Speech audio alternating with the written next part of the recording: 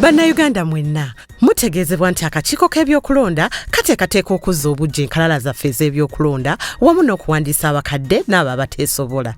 Enteekateeka eno egenda kubeera ku buli muluka okwetooloola eggwanga lyonna okumala ennaku 20. Okutandika ng'ennaku z'omwezi 2 omwezi guno ogwa January 2025 okutuusa ng'ennaku z'omwezi 10 omwezi gwa February 2025 buli lunaku okuva ku ssaawa 2 ez'okumakya okutuusa ku ssaawa 12 ez'akawungeezi nga kw'otadde olw'omukaaga ne Sande awamu n'ennaku enkulu zonna. Okuzza obujja enkalala kugendereddwamu okwongeramu ebikwata ku balonzi abatuukiridde ebitali mu lukalala lw'abalonzi olw'eggwanga. Ku mulundi guno bino wammanga bye bijja okuba nga bikolebwa: okuwandiisa abalonzi abapya ate nga batuukiridde, okukyusa ebiwandiiko ebikwata ku balonzi abandyagadde okukyusaamu ku bifo we balondera, okutereeza ebikwata ku balonzi ebyawandiikibwa mu bukyamu n'ebyo. Baganda bange mugende mwekebere ku nkalala zammwe ng'abalonzi. Go and check the voter register. Ensure that your votability is not tampered with. As a matter of fact, this is an opportunity. When I was running in Chadondo, many of my friends came and transferred to Chadondo. Up to now, paka kati edi mutu alondera Chadondo.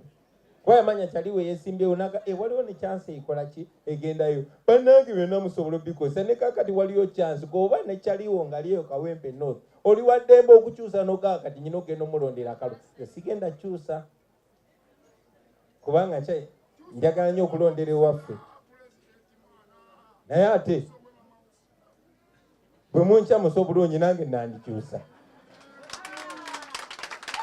So Secretary General waffe akyogeddeko, gwe bw'oba olaba nti ewammwe kati kamu sakanjogereje, bw'oba olaba ewammwe wupaddengo nga wala nnyo ng'oyagala kubeera mu fight wano mu city kubanga tosobola kulwanira kitali kikyo. Osobola okulwanyira akalulu ng'olonze akalulu ko ne bakabba awo teekawo ensasage ne Katonda ajja kusindikira bamalayika bakuyambeko. Wolondedde wolwanira kati mutandika okukyuzinga battleground ssaawa zino kuba opportunity eyo weeri. Wokasuulidde woteeka ensasage. Eyo nayo point mbadde njagala nnyo ebeere very clear, ladies and gentlemen. Tugenda mu protest vote. We are going into a protest vote. For a very long time, Museveni has tried to discourage us from elections. Ayagadde otukyayisa okulonda bitutame. Mulaba kye yakola e Kayunge Wanakwedde.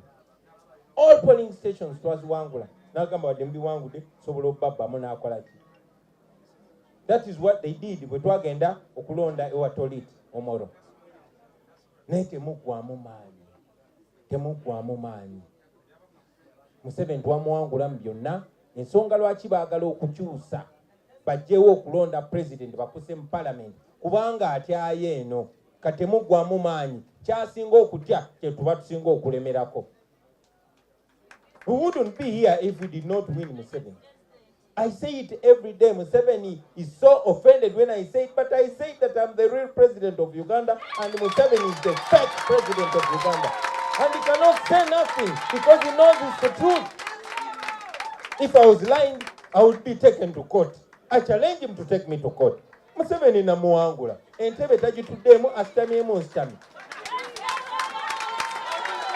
Ekyo tekyandibaddewo singa tetwalonda. We would not have the moral